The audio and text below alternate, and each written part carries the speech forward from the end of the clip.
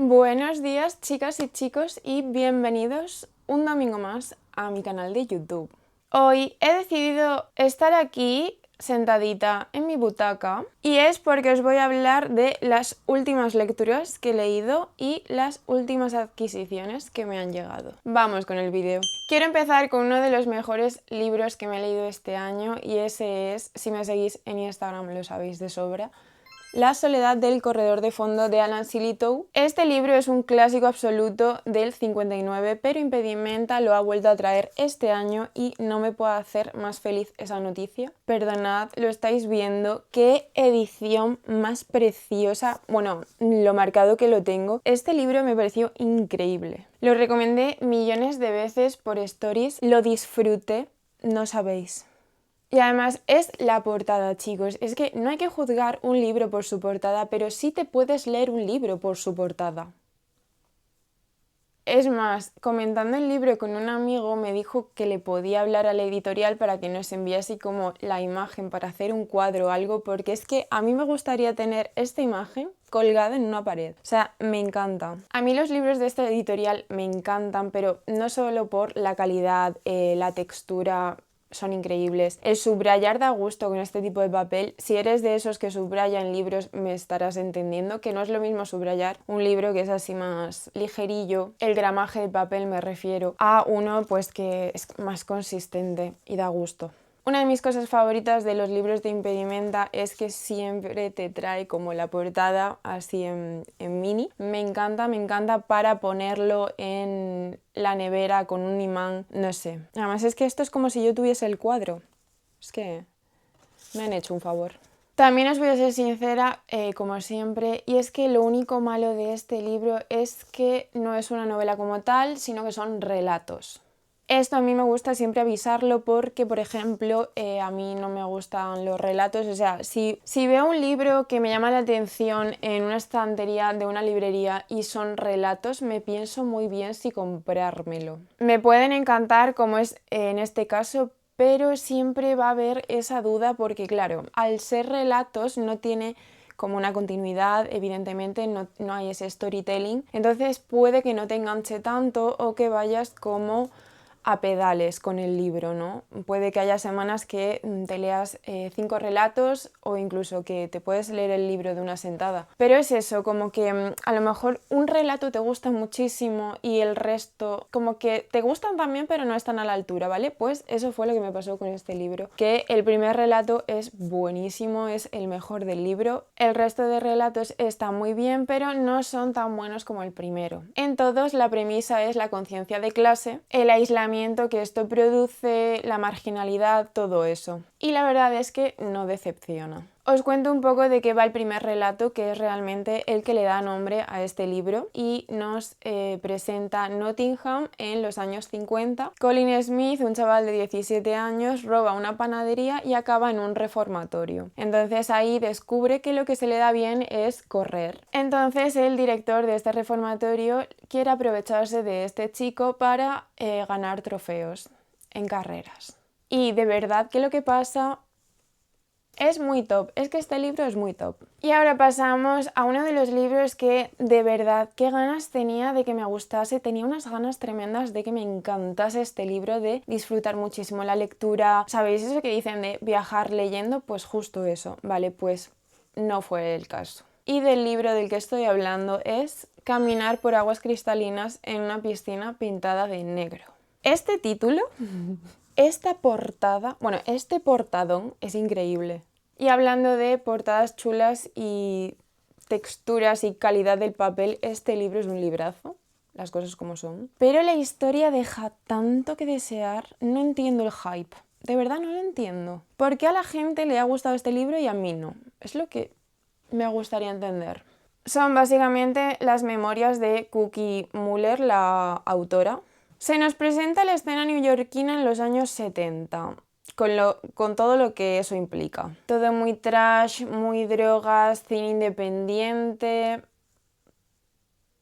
todo eso. Yo este libro lo veía un montón en perfiles de Estados Unidos y decía, jolín, tiene que ser muy bueno. Vale, yo leyéndolo lo he sentido como esa persona que te está contando algo y no te deja hablar, o sea, como que te está contando su vida y empieza y luego, y tú, ya, pero espera, deja que asimile, o sea, realmente pasan muchas cosas y no pasa nada, ¿vale? O sea, te cuenta un poco, pues eso, todo lo que ella vivió en esa escena, te cuenta situaciones que realmente no tienen relevancia, pero ella te las cuenta, ¿sabes? Durante páginas y páginas, además. El tema de drogas, prostitución y todo eso no es un tema que a mí me suele incomodar en lecturas, es más, me suele interesar, pues sí, dependiendo del enfoque que le des, suele ser bastante interesante, pero claro, al final te está contando memorias, entonces salta de un recuerdo a otro, no sé, muy raro. Como que no conecté nada con la historia, se me hizo pesada, un poco aburrida. Que no quiero decir que su vida haya sido aburrida, por Dios, no. Pero creo que para contarla en un libro tienes que darle como un enfoque distinto, ¿sabes? Como dije en Goodreads, creo que todo está narrado como desde una distancia que no me permitió conectar con la historia. Creo que el impacto se diluye. Entiendo que retrata una vida y un contexto muy concreto y de verdad que ese no es el problema. El problema creo que está en cómo está contada la historia o cómo lo narra o el enfoque que le ha dado. Y además podemos hablar de que no he marcado nada. O sea, este libro para mí en mi mente ahora mismo no existe. Pasamos a un libro que me envió la autora, que se puso en contacto conmigo por Instagram, y a mí estas cosas es que me ponen muy nerviosa y me hacen mucha ilusión y de verdad lo agradezco millones. Y es una historia feminista, cruda, mordaz. De pronto somos una niña que está lidiando con las presiones estéticas que lidia una adolescente pues de su edad. Tema depilación, tema chicos, tema perder la virginidad, son cosas que todas hemos pasado por ello y yo leí este libro desde una visión realmente pensaba que iba a ser como mucho más venenoso, ¿vale? Porque realmente el tema da para eso y la verdad que para mí se quedó como un poco en la superficie, o sea, sí que es verdad que hay veces que es un poco hiriente y tal, pero había veces como que me sacaba de la historia que intentase ser como gracioso y divertido en un contexto en el que de verdad yo hubiese ido a cuchillo, es a donde voy, ¿sabéis? Estoy hablando de Las niñas bonitas no pagan dinero, que por cierto esto es una frase de una canción que a mí me cantaban de pequeña, muy heavy. Era una señal, yo me tenía que leer este libro. Total, me encanta sobre todo la crudeza con la que está narrado este libro. Es muy cercano, muy visceral. Literalmente es como si te lo estuviese contando una amiga. A mí eso me encanta. Mi cosa favorita de este libro, y no es broma, es la dedicatoria. Bueno, no es la dedicatoria como tal.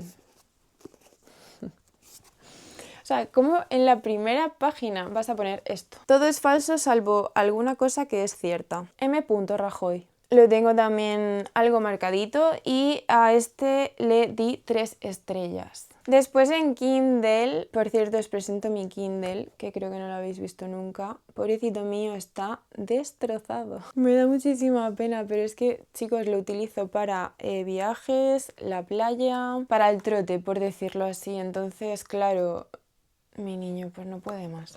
Me encanta el Pop Socket, os lo recomiendo. En Kindle me leí Reliquia de Paul Walsh. Bastante decepcionante ese libro, diría. Bueno, la trama básicamente es que el narrador se sienta 10 años después para hablar del suicidio de su padre. Es como despedirte de alguien que se fue sin avisar.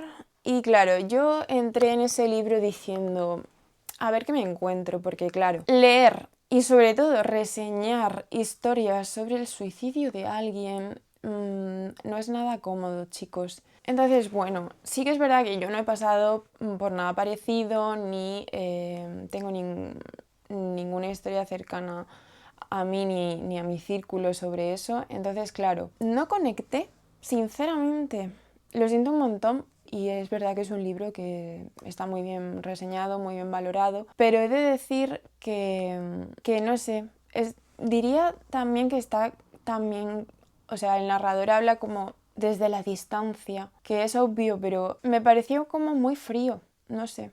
A lo mejor yo esperaba otra cosa, puede ser también. Y es que me costó entrar en la historia, me costó conectar, también no entendí, o sea, yo no entendía por qué de vez en cuando metía como cartas de suicidio de otras personas. Es como, ¿de qué me estás hablando? ¿Es un ensayo sobre el suicidio? ¿Es una novela sobre el suicidio de tu padre? Me sacaba eso mucho de la historia y me dio mucha pena porque tenía tanto hype ese libro. Y bueno, es el primer libro que me leo del autor. Creo que tiene más, así que a lo mejor le echo un vistazo a los otros porque está muy bien escrito. O sea, creo que está demasiado bien escrito para todo lo que te transmite, que es poco. Como dije en Goodreads, la forma devora al fondo y lo deja seco. O sea, no hay fondo. Y ahora pasamos a una novedad que tenía muchísimas ganas de leer y que me enviaron desde la editorial Lava, una de mis editoriales favoritísimas también porque todos sus libros son una ida de olla. En este caso me enviaron Zorra de Gabriela Jauregui. Espero haber dicho bien el apellido. Vale, y es que este libro, chicas, ya tenía pintón desde que lo vi en Instagram porque es que es una novela súper cortita, son 120 páginas, mira cómo de marcado lo tengo. Zorra nos cuenta la historia de una pareja que se escapa a la naturaleza para huir de la vida, básicamente. O sea, realmente en la sinopsis pone que escapan como de pandemias. Mira, huyendo de un mundo de pandemias constantes y de un pasado de adicciones. O sea, realmente no hacen ninguna alusión a pandemias ni adicciones en la historia, o sea que eso lo vi como un poco irrelevante. Me esperaba como que fuese más realmente un concepto de la trama, ¿sabéis? En esta casita ideal, pues ellos tienen pues sus gallinas, su huerto, en fin, una vida pues de autosuficiencia. ¿Qué pasa? Pues que eso siempre es más bonito cuando te lo cuenta que luego en la realidad, ¿no?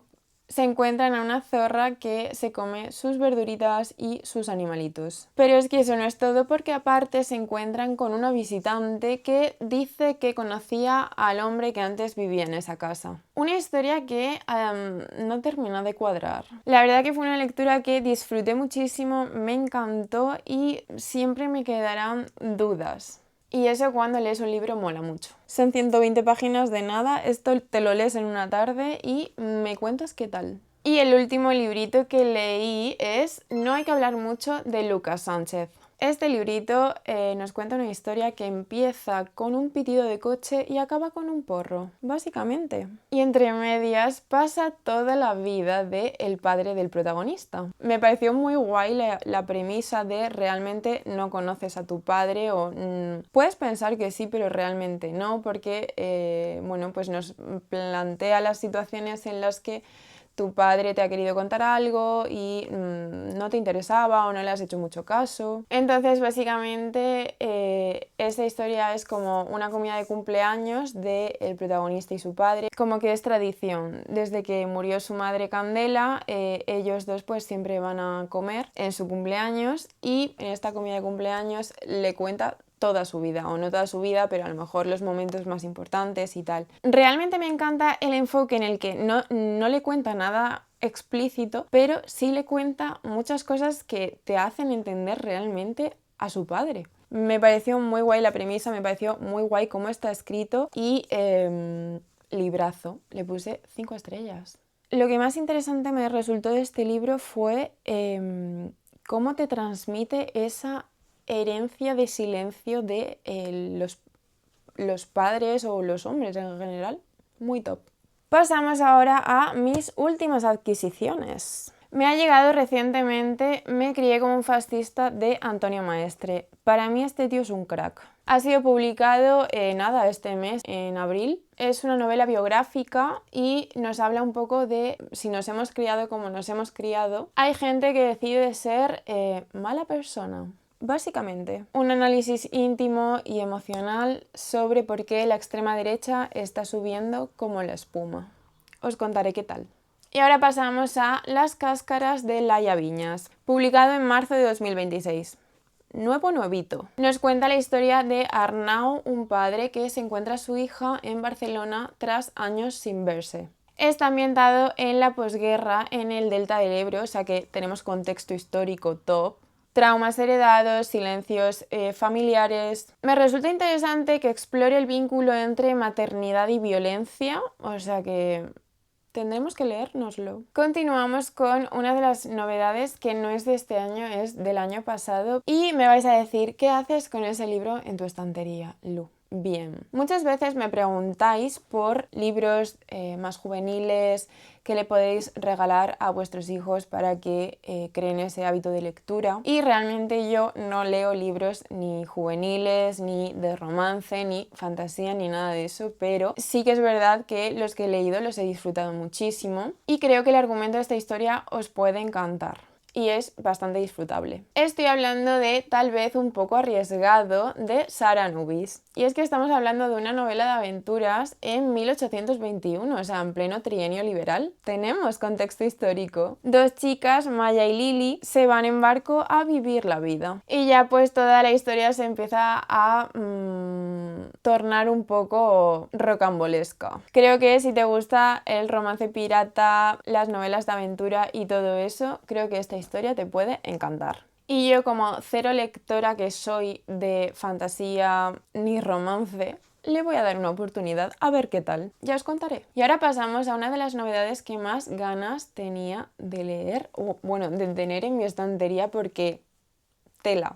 Estoy hablando de Asediados, de Emily Katz. Por favor, este libro es chulísimo. Me encanta porque es un ensayo trágico de cómo los mitos griegos nos enseñan a combatir la tiranía. Chicos, yo de verdad, todo lo que sea mitología griega me encanta, me apasiona.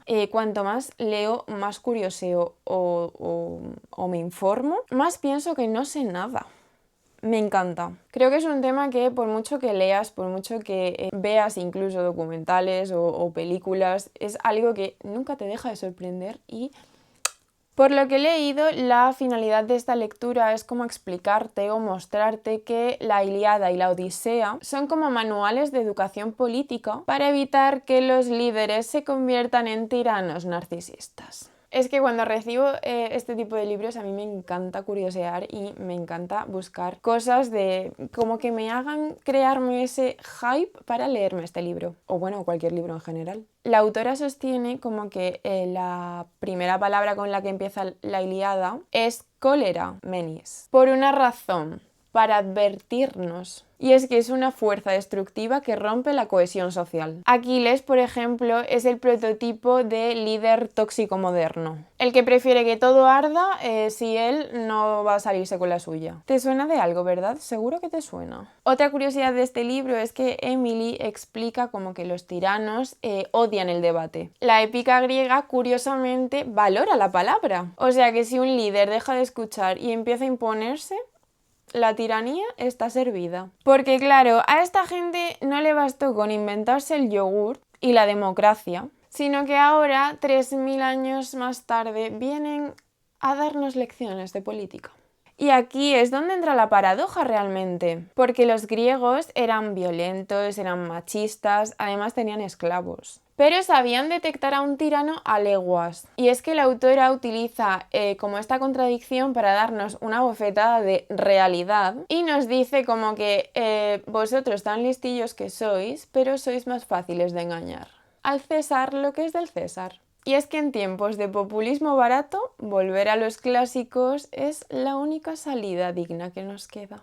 Y hasta aquí el vídeo, chicos. Espero que os haya gustado muchísimo. No sé, que os haya descubierto libros nuevos. Ya me diréis qué opináis de los libros que hemos ido comentando. Me gustaría que me contases en comentarios qué libro te estás leyendo ahora o cuáles te has leído últimamente. O si alguna de las novedades te ha resultado interesantísima y me vas a acompañar en la lectura. Espero que paséis un domingo estupendo y una semana genial y nos vemos en el próximo vídeo el domingo que viene.